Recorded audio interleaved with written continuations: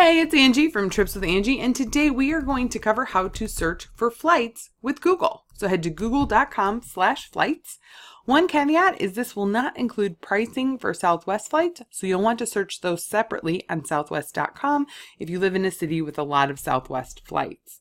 You can choose round trip, one way, or multi-city. I don't recommend booking multi-city this way. You can get into a little bit of trouble as you move between cities on different airlines.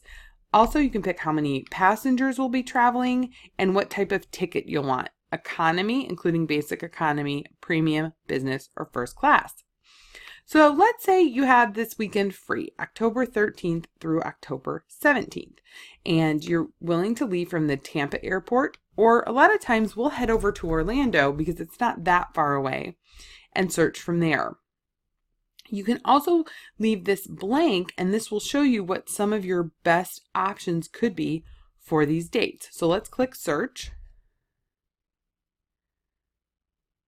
Now, what automatically comes up is a general search. So even though we had dates in the original screen, this will automatically set for a 1-week trip within the next 6 months.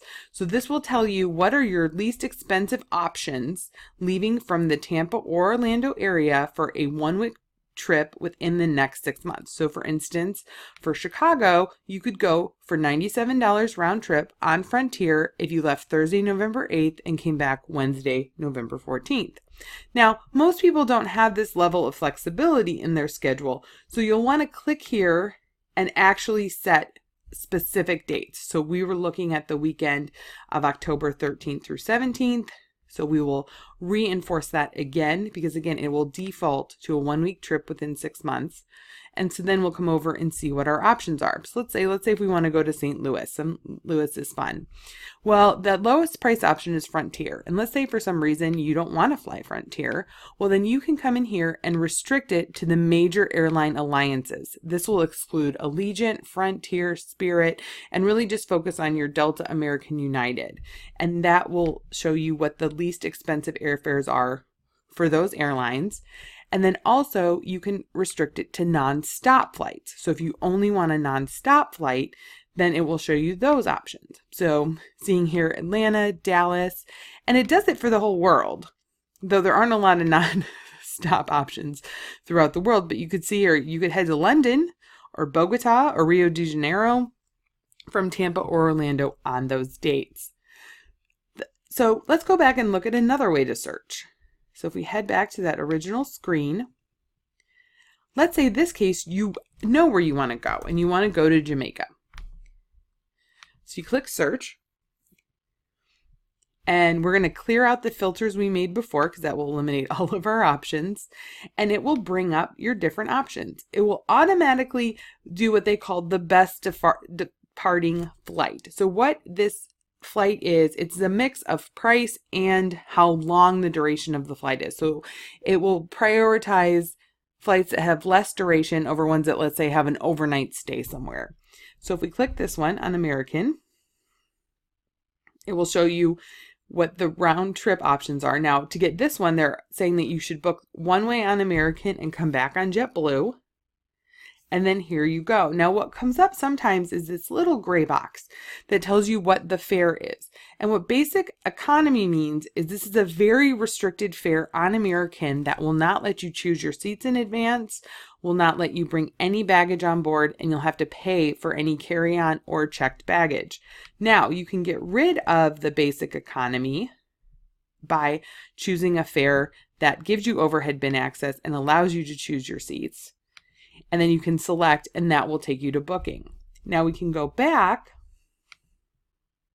and let's say you just wanted the non-stops. So here was our original listing. So you can go in and click and just limit it to a non-stop. So that gives you just the nonstop option. Another feature I use quite a bit with groups is the connecting airports filter. So a lot of times if there's a group traveling together, they'll want to meet up in an airport and then fly to their international destination from there. And so this way I can figure out what flight routes, let's say, connect through Dallas as people are headed to Cancun. You can also check what times and filter by what times. So let's say you can't leave till after work. So you could set your departure to after 5 o'clock or 6 o'clock, depending. Or let's say you want to be home before 8 o'clock. When you're coming back because you have to pick the kids up from the sitter. So you can change all of those filters and to help you find the best options. Now, one of my favorite features of Google Flights is the price graph. So you want to go on a 4-night trip to Jamaica. Well, this will tell you between a few weeks, about a week before the dates you picked to almost 2 months after, what the pricing fluctuations will be for the current pricing. So let's say you want to save a little bit of money. Instead of paying $308, you could pay $379 by departing Monday, October 22nd and coming back Friday, October 26th. Now, if you wanted to see if staying longer or staying shorter makes a difference, that's where this dates box comes in. So you can play with your length of stay. So for instance, you could stay an extra day, Saturday, October 13th to Thursday, October 18th, and not see a change in your airfare. So I hope this is helpful to you as you are looking for flights. Obviously, I'm here to help with any of my clients booking their packages through me. And if you have any questions, let me know. Angie at tripswithangie.com.